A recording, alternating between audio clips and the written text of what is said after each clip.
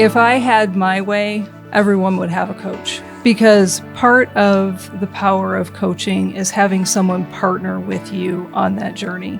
Reverend Dr. Sara Thomas is a certified Dare to Lead Facilitator, a Gallups Strength Coach, and an International Coaching Federation Leadership Coach. An ordained elder in the West Ohio Conference of the United Methodist Church, she partners with busy leaders and overwhelmed teams to unlock their potential, helping them excel both at work and in life. Well, hi, Sara. Thanks so much for being with us today. Thank you for braving the cold and coming out to see us. Thanks for the invitation. Well, let's just jump right into it. So what inspired you to become a coach? So my story of becoming a coach is really a teachable moment.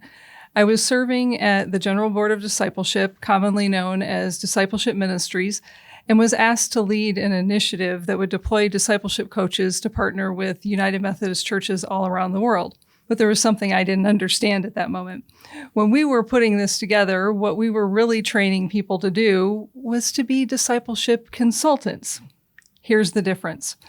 A consultant is the expert in a relationship with a client. In this case, the client would be the United Methodist Church. In a coaching relationship, the client is the expert. I didn't understand that. So we were using this language of coaching, and a colleague at one of the other denominational agencies reached out to me and made a very gracious offer in saying, we're having a coach training, and I understand that you're starting a discipleship coach training program. I graciously accepted and agreed to go, and it was the single best learning experience that I had had. I didn't understand why I was going beyond the fact I need to understand what they're talking about when they talk about coaching. I was attending ultimately that training to learn for the coaching that we were putting together, but something much greater happened in that moment. I learned the power of coaching, and that power comes from empowering our clients. Now, this part might sound a bit silly. It was honestly the first time I heard someone in ministry say to me, you don't have to have all the answers. In fact, you don't need any answers. What you need is the ability to listen, to ask questions, and to be present to another person. And it's not an overestimation to say, or an exaggeration to say. It was single-handedly the thing that shifted the way that I lead and how I approach ministry. And so in that moment, I went from participating in a training that I thought I was doing simply because it was my job, to I want to be a coach and I want to be in a coaching relationship with other people because I recognize the power of coaching. In your time as a coach, what would you say is your biggest success? And on the flip side, what has been your greatest challenge? I always find this an interesting question as a coach, because for me, success is about, is my client achieving what he or she wants to achieve? Mm-hmm. And so every time I have a coaching conversation, my role and my hope in that coaching conversation is that by the end of that call, they have come to a place of either thinking differently about something that they wanted to think differently about, knowing what their next step is in moving forward, having direction on something that was not clear. And if any of those things happen, it's a success. Part of the challenge of coaching is simply talking about it. I'm bound to a code of ethics. So what that means is I'm not sharing with anyone. Nobody has a clue who I coach. Mm-hmm. And I'm not going to share that because ethically, I have said I wouldn't, one, and two, it's nobody else's business what their stories are. So sometimes it's hard to talk about coaching because I can't give examples that are going to reveal anyone's identity in this small world that we call the United Methodist Church, because it's small. Mm-hmm. And our relationships, especially with itinerant pastors, we move around. And so people's stories get known and get learned, and that's a beautiful and wonderful thing. Mm-hmm. I hold the ethical responsibilities that I have as a coach close to my heart, and I take that seriously. And so it presents a challenge in terms of talking about what are those successes and what are those challenges. I think another challenge might be When someone steps into coaching, they very much want to do it at the beginning, and then they realize that it can be hard work. Mm-hmm. And they want to give up. Keep in mind what I've said all along. The client is in the driver's seat. Mm-hmm. The client is the expert. So if a client says to me, I don't think I want to do this any longer, it is not my job to convince them to do it. I might ask questions. I might encourage in a different direction, but ultimately it is up to them. And that's always a challenge because you want to see people succeed. You want to see people flourish. And when they make a choice of, you know what, this is too hard or I don't have time right now, that's a challenge. But on the flip side, and this is why I continue to coach, there is not, and I just had a coaching call this morning, so if this was a video, you would see me smiling right now.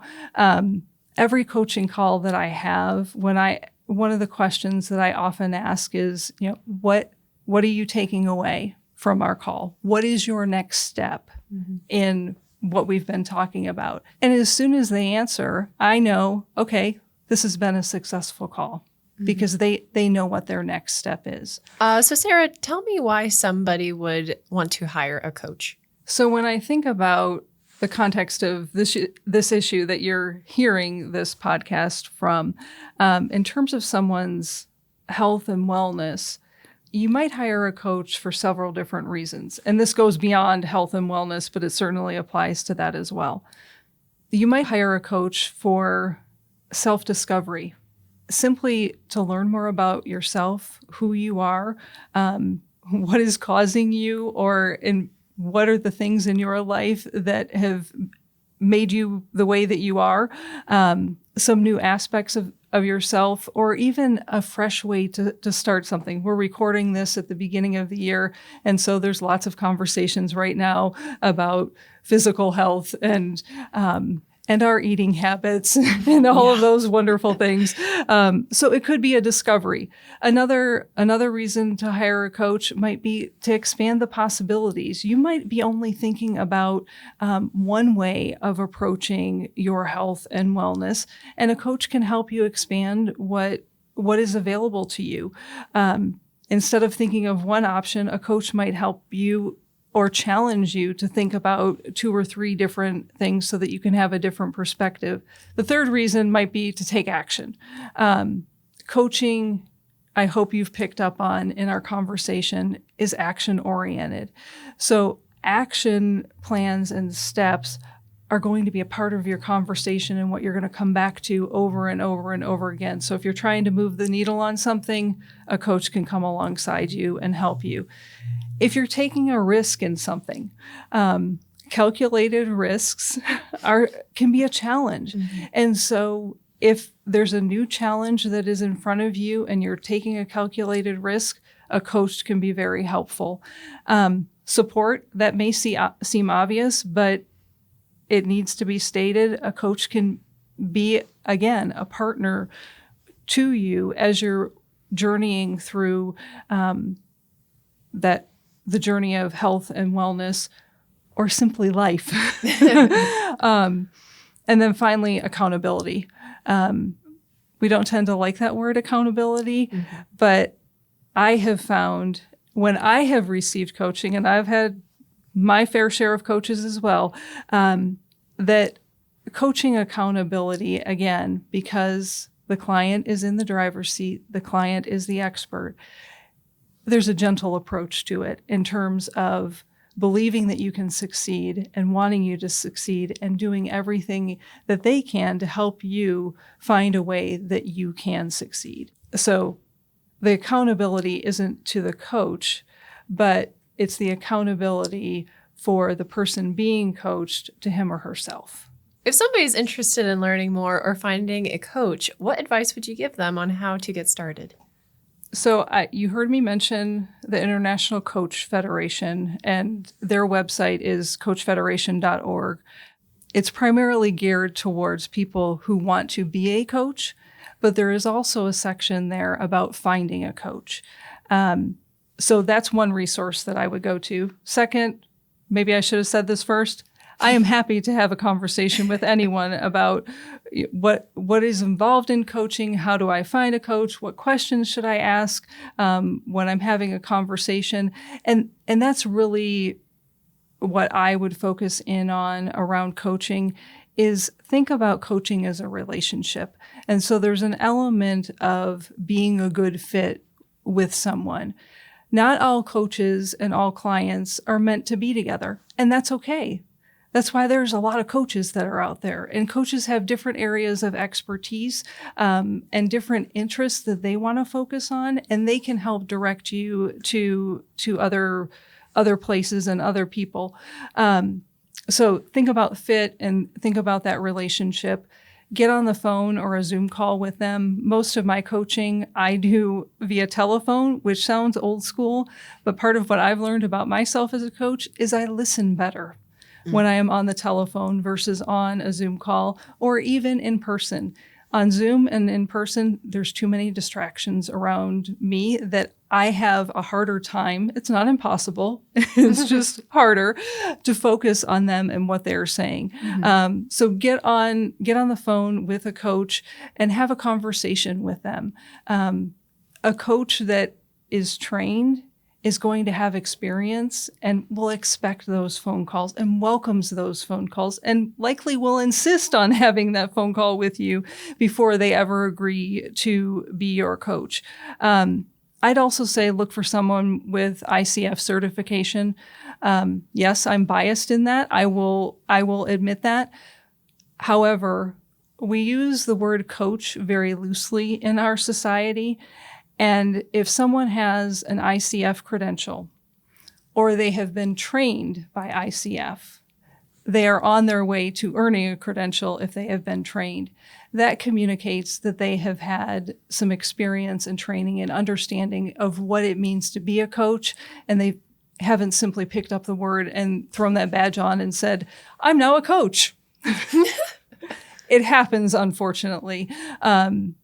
It's a relatively young helping profession, but there are standards. And so I would look for those because the difference in the type of coaching that you're going to receive from someone who has a credential from ICF versus someone who simply says, yes, I'm a coach and doesn't have any of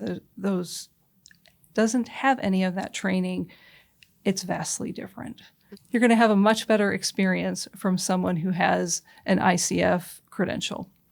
In your opinion, how do you think coaching affects our spiritual wellness? If I had my way, everyone would have a coach. Because part of the power of coaching is having someone partner with you on that journey. And we all have a partner in God, right? God is walking with us. God is with us. We believe in Jesus, the incarnate one, right? Mm-hmm. And so as we continue our life journey, we all encounter things, whether it's through personal relationships, in our own families, in our own daily lives, in our working relationships, and of course in our churches. And those aren't neatly separated into different categories. They all get intertwined, and it all affects the health of our soul and how we're living out our faith and responding to who God is and who God has created us to be. Mm. So for me, how I explain that through the areas that I focus on, most of my work is in and around leadership coaching. And I've already mentioned the Clifton Strengths tool. So part of what I do with folks is using that Clifton Strengths tool, is helping them to understand how are they naturally wired? How has God, this is now my language, not Gallup's language, how has God wired them to approach things in a natural way?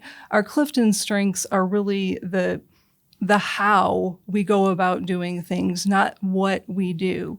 And so when we're able to understand who we are and who God has created us to be, then when we're interacting with a spouse, when we're interacting with a team of people, when we're leading other people, we can be our authentic self and help others to become their authentic selves in the midst of that.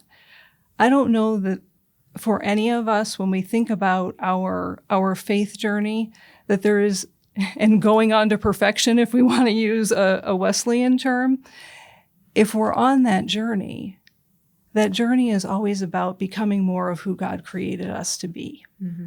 And a coach can come alongside you and help you live into that. In some seasons, it might be about your physical health primarily, but that's going to impact your spiritual health as well. In some seasons, it might be about your relationships. Primarily, those relationships are also going to interact with your spiritual health.